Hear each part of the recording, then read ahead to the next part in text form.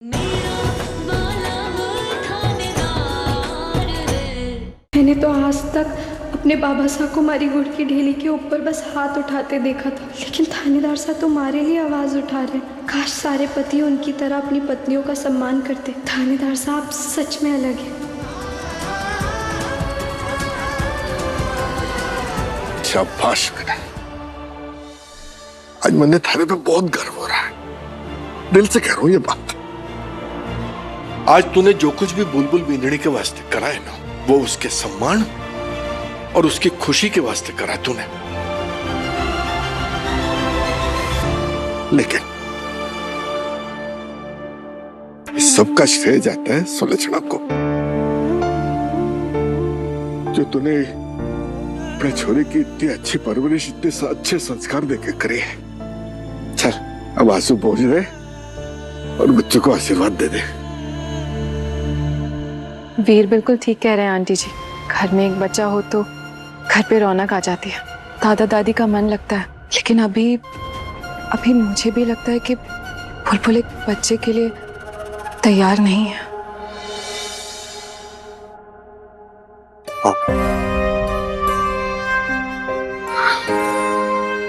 माँ, मैं आपसे बहुत प्यार करता हूँ। अनजाने में मेरे मुंह से कुछ अगर गलत निकल गया हो तो मैं उसके लिए माफी चाहूंगा माँ, लेकिन अपनी बात आपके सामने रखना, बुलबुल का भी एक नजरिया आपके सामने रखना मेरे लिए बहुत जरूरी था। लेकिन फिर भी अगर आपको किसी भी चीज का बुरा लगा हो तो मैं आपको सॉरी कह रहा हूँ।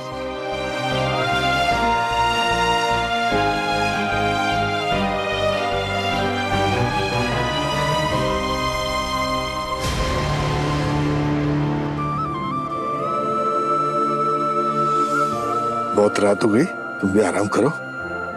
चलो ठीक है, चलो सब सोते हैं। आ जाओ। चले जी।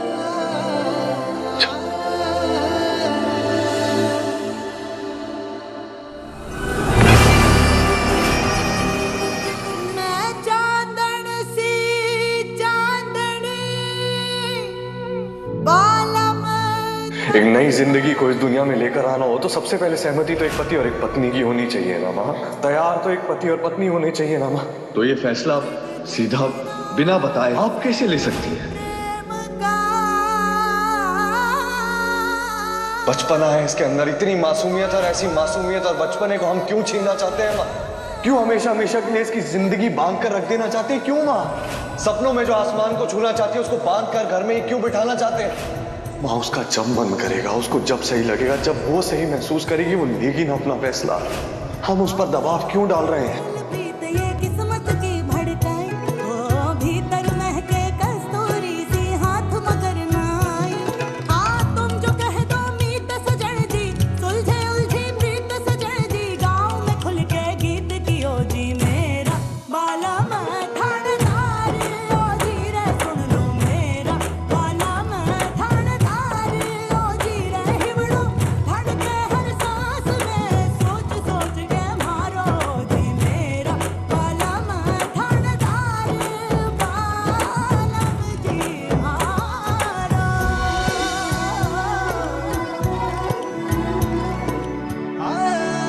मनचाहा वर पाने के लिए छोरियां कितनी तपव्रत पूजा करती हैं।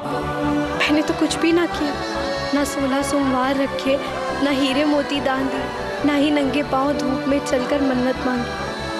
फिर आपने हमारी जैसी अल्हड़, कम पढ़ी लिखी, नादान छोरी की किस्मत में थानेदार साहब जैसे इतने अच्छे पति कैसे लिख दिए खाटू श्याम जी। आपका बड़ा वाला थैंक यू।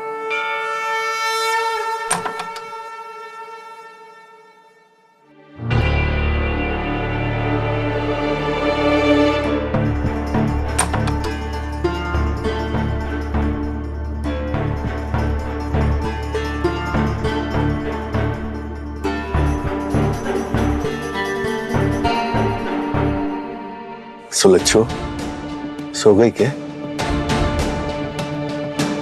तुम्हारी बात का बुरा मत मानना, पर वीर ने जो कुछ भी करा बहुत सही करा।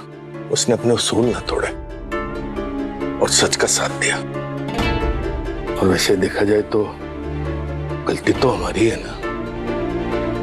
गहरी नींद लगने लगे।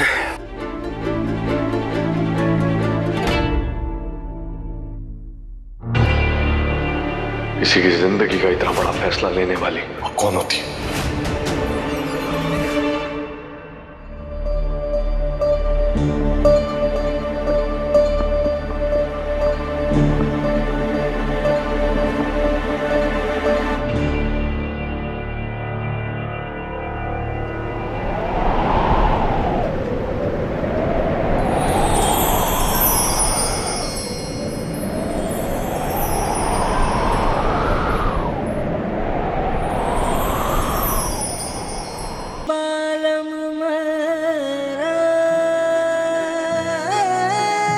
आपको किसी की भी नजर ना लगे।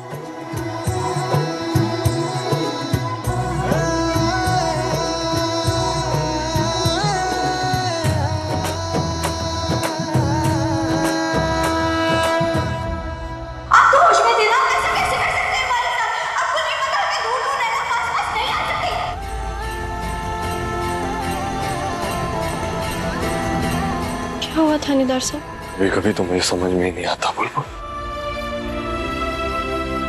ये तुम चाहती क्या? मतलब ये कि बहुत ही सीधा साधा आदमी हूँ बुलबुल। सीधी सीधी सी बातें समझ में आती हैं, साफ साफ इमोशन समझ में आते हैं। हॉट एंड कोल्ड मुझे समझ में नहीं आता। कभी कभी तो तुम मेरे लिए ये सब कुछ और कभी कभी ऐसे बिहेव करती हो जैसे इस रिश्ते का, इस शादी का तुम्हारे लिए कोई मायना ही नहीं है।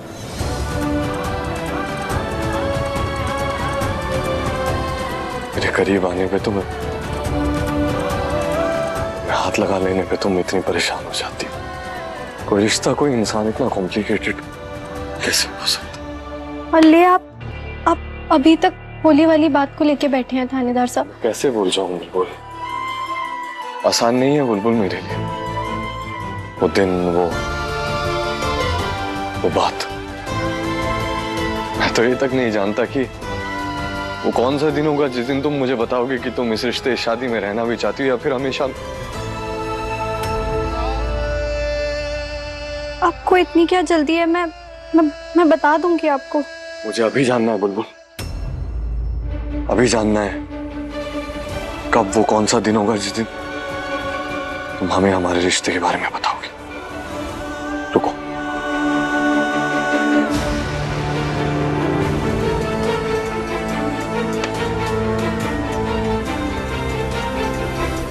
लिख कर दो कि वो दिन कौन सा होगा जब तुम मुझे बताओगे कि तुम इस रिश्ते, इस शादी में रहना भी चाहती हो या फिर उस दिन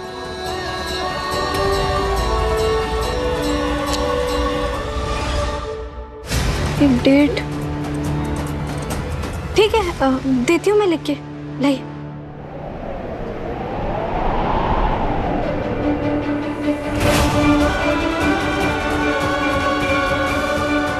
लीजिए, लिख दी डेट।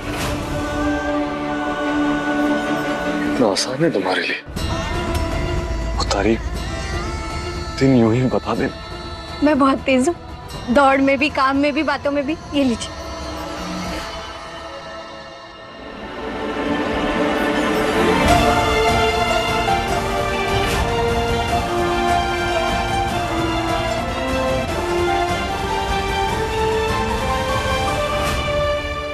सात नवंबर, अपने जन्मदिन वाले दिन तुम बताओगे कि हमारे रिश्ते का फ्यूचर क्या है।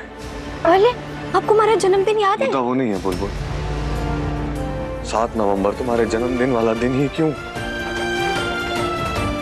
क्योंकि जन्मदिन वाले दिन लोग एक साल बड़े हो जाते हैं और समझदार भी।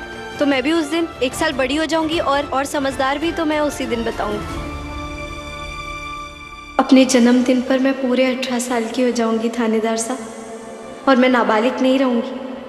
फिर मैंने किसी कानून, किसी का डर ना होगा, और तब मैं आपको बता पाऊंगी कि मैं आपको कभी भी छोड़कर जाना ही नहीं चाहती थी। Whatever. Fine. Fine? Not fine. अब आपकी बारी, आप मारे को बताइए। देखिए थानेदार साहब, मैं भी बहुत सीधी सीधी लड़की हूँ, मारे को भी ना बातें से घुमा फिरा के समझ ना आती। ये हॉट एंड कोल्ड बातें ना समझ आती मारे को। अब आप कभी कभी मारा सबके सामने साथ देते हो, उसके बाद कभी कभी ऐसे रूखे हो जाते हो। कोई इतना कॉम्प्लिकेटेड कैसे हो सकता है?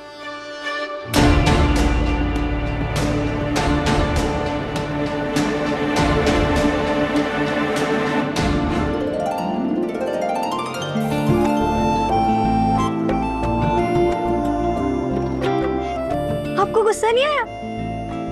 चलो ये भी अच्छा है। आप है ना हमारे से दोस्ती कर लो, आप फायदे में रहोगे। हमारी जैसी कोई ना मिलेगी आपको। सच में one and only unique piece.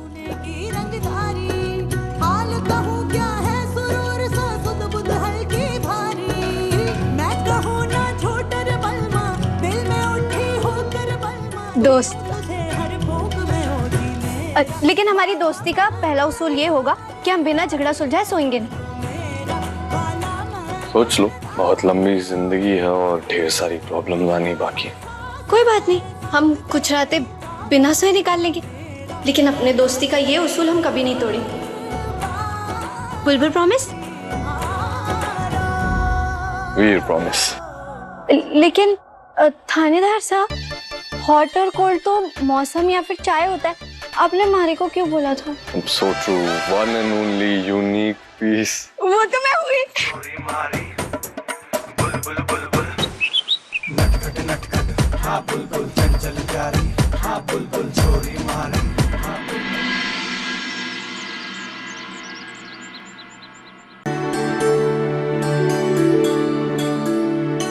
पापा सा।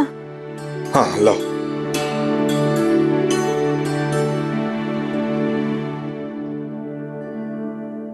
पापा सा, मासा कहीं दिखाई ना दे रही, वो ठीक तो है ना? कल की बात को लेके हमारे पे गुस्सा तो नहीं है ना? ना बेटा, मन्ने भी पता ना है। सवेरे सवेरे मन्ने बताए बगैर भी पता नहीं कहाँ चली गई। पापा सा चाय। अब भाई जी, आपने मासा को सुबह से देखा क्या? वो कहीं दिखाई ना दे रही। हाँ हाँ, वो तो मंदिर गई है ना, उनके हाथ में पूजा की थाली भी थी। मैं वानी जीजी को नाश्ता देकर आती हूँ। आज तो कोई त्योहार भी ना है, मासा मंदिर, पता नहीं वो कहीं गुस्सा तो नहीं है हमारे से?